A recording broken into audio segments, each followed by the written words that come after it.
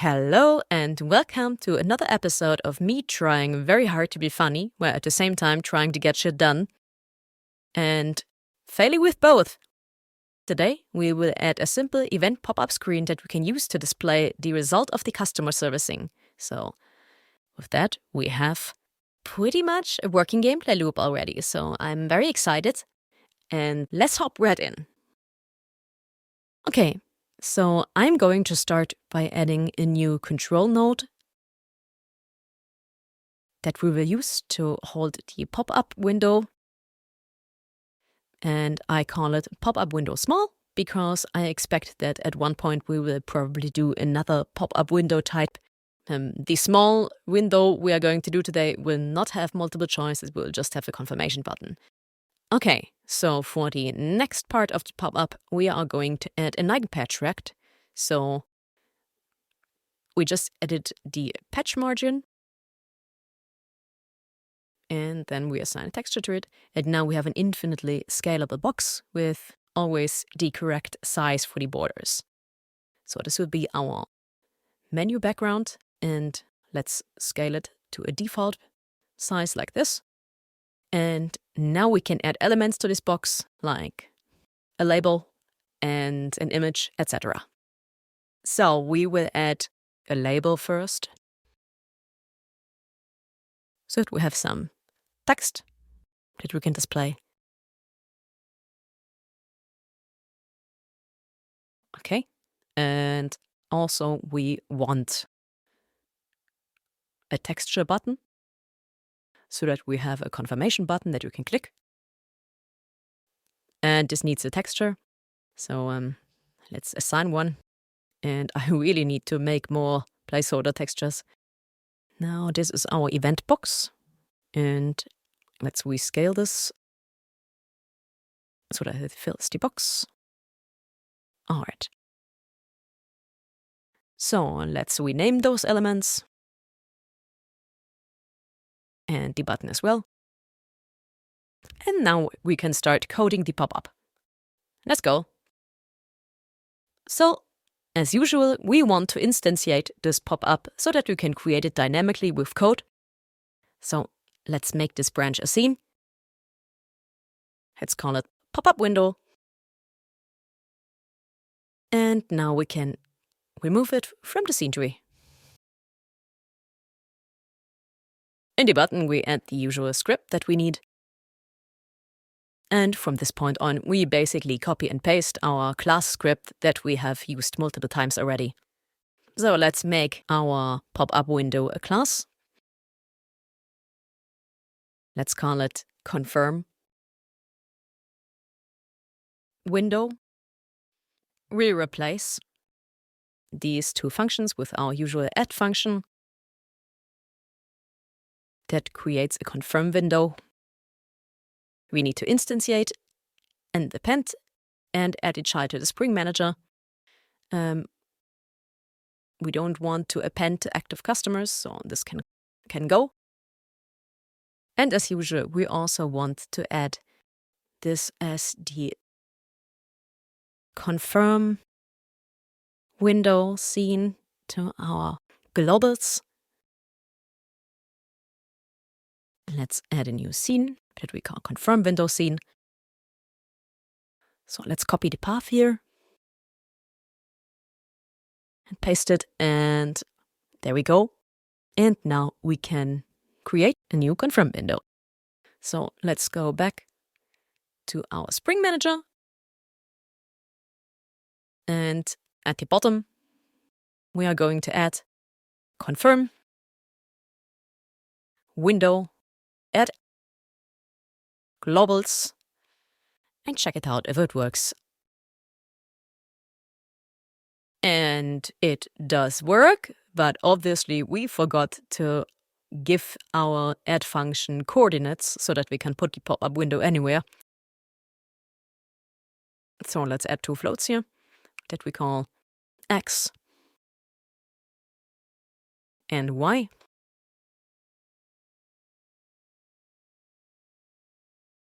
And now we can essentially adjust the position.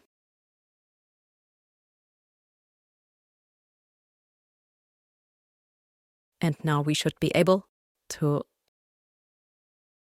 adjust your position. Let's try this. And do a quick check. Alright, it works. Now obviously we want the pop-up to do something. So we add a signal here that we call confirmed. Let's add a new export here of type button. And now we can populate this with the pop-up button. Now we can listen to the signal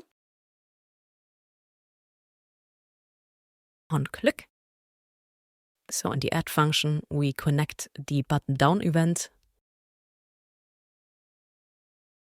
And now we can add the signal. So self-confirmed.emit. Oh, it's this button. All right. And now we can listen to this signal. Now, obviously, when the button is clicked, we also want to close the window. So let's add a Q3 here so that the node is properly removed. Let's save and do a quick test. Okay, so it turns out you can only connect the button down event in the ready function and not after you instantiate this class. So the more you know. So let's click the button and yes, the window disappears. Neat. Okay, so I did a quick break and thought about this again, and I think emitting a signal here is actually not the right solution to what we want to do with this pop-up window. So let's remove the signal, and instead what we are going to do is we add a callable as a parameter to this function here.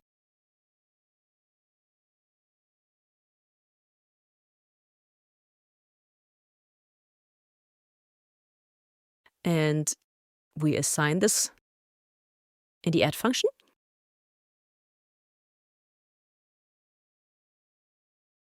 And now we just need to call the callable in the onClick function.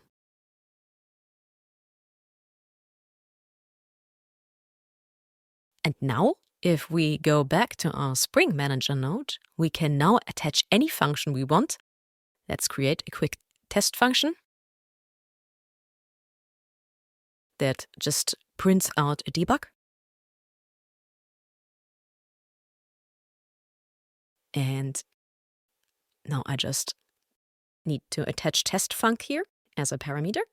And we can test this and check if it works. And it didn't work because, oh man, IntelliSense didn't update again. This is really annoying.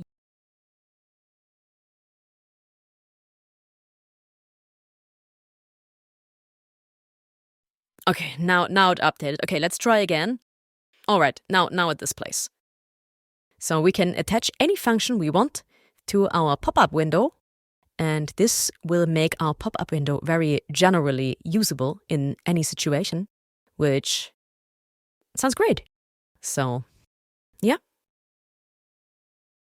Okay, now that we have the pop-up window working, we can think about completing our gameplay loop. So what we want to do now is that if I select a servant and then select a customer that can be matched with the servant, I want to display a confirmation window. And if you click on the confirmation button, then the customer gets removed. Let's do this. First, we will remove the confirm window here.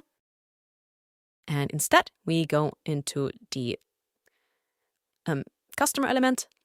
Now that we have this beautiful to-do here that we can remove, we call our newly created pop-up window function. So let's create a confirm window here. And it wants the globals node. It wants a position. Let's take some placeholder coordinates. We don't care about those yet. And we want to add a function here. and the function is going to be resolve. So let's call this resolve customer, which does nothing for now. So let's call this function.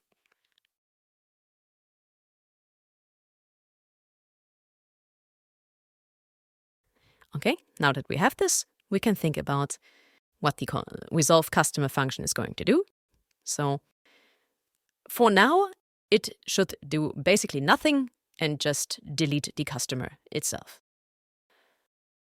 Let's just do self queue. And when we're doing this, we also have to think about how we clean up after the customer, because if we remove the customer, we'll also want to remove the customer element. So let's implement this next.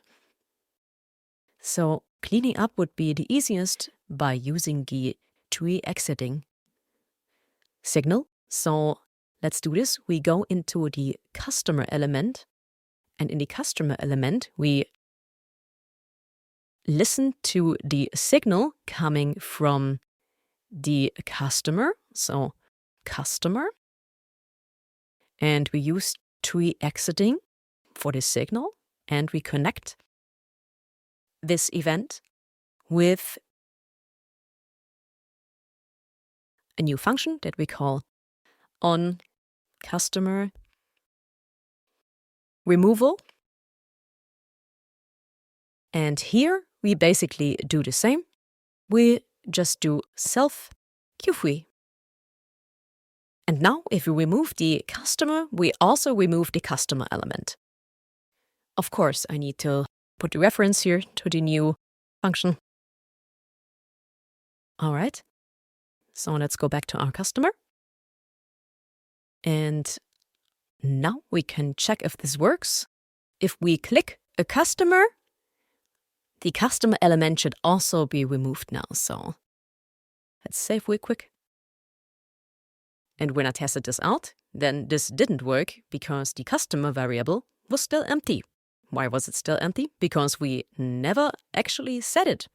We add it as a parameter here, but we never assigned it. So we go to our customer class. In the customer class, after creating the element, we also put a reference to our customer here. And now we can save and run. And if we do this, we can now click any servant here. Let's take, for example, the third one. And the pop-up window appears. I click on the confirm button and the customer gets removed.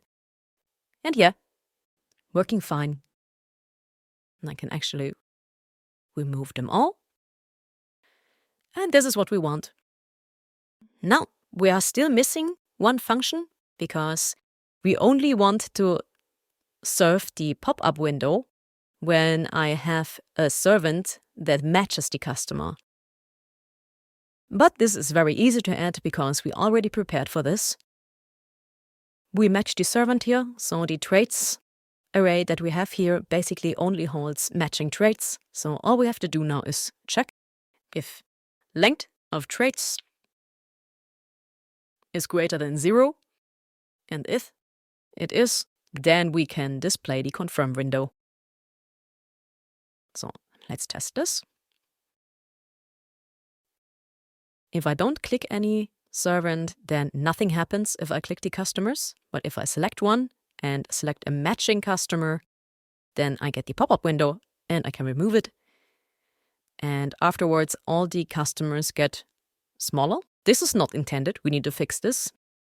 And I just realized that I am shadowing the traits property of our customer at this place here. So let's change this real quick. But there's also another oversight here because we also have a globals array called active customers. So let's do the same that we did in the other class. We use the exiting tree signal and connect a function that we call onRemoval. And let's code an onRemoval function. And here we basically clean the global's active customers. And now we can fix the issue with the customer elements shrinking as soon as you resolve one customer. Okay, so I tried really hard to find the issue here. And after a while, I put a print debug in my highlight function, which, remember, is the only function that actually rescales the customer elements. And the highlight function is not even called when this happens. So I assume this is a bug on Godot's end, that when you remove an element from an H or VBox container, that all the other elements get reset to their default scale. So we do what we always do when we try to fix an error that is out of our control. We duct tape it. Or, as they would say where I come from, was nicht passt, wird passend gemacht, mein Fräulein. So back in our customer script, luckily we already have an onRemoval function, so all we have to do now is we get the currently selected servant, so get selected, and we call onSelect again. And now, if we test this out, and I click a servant and I remove a customer, then we see that the other customers get properly highlighted again. So everything working now. Also, one more thing we need to fix now is that when we remove a customer, that the animation doesn't play again. So we can fix this real quick. So back in our highlight function, we add an optional parameter that we call showAnimation of type bool, that is by default true. And now all we have to do is set the timescale here. So let's add a variable time here that is by default this, and if not show animation, then we set time to 0. And now we just need to replace time here. And now we just need to go back to our onSelect function in our servant script. And here where we call the highlight function, we also set the Boolean for the animation here. So this one also needs an showAnimation Boolean that is by default true. And we pass this parameter to these highlight functions here. And for the last step, we just need to go back to our customer function, and here, where we get the selected servant and then call the onSelect function again, we just need to set the showAnimation toggle to false here. And now if we try this out, we can see that the customer elements no longer get rescaled and everything is working fine. And we did a lot of work today, so I hope to see you again in the next video. Just as a quick channel update, I am going to make another summer outfit video next. And yeah, I hope to see you there again. And have a nice evening. By the way, I thought about if I actually should explain everything I'm doing in this series and maybe replace some of the boring commentary with a little bit of random yapping. Let me know in the comments if you would prefer that over what I'm currently doing.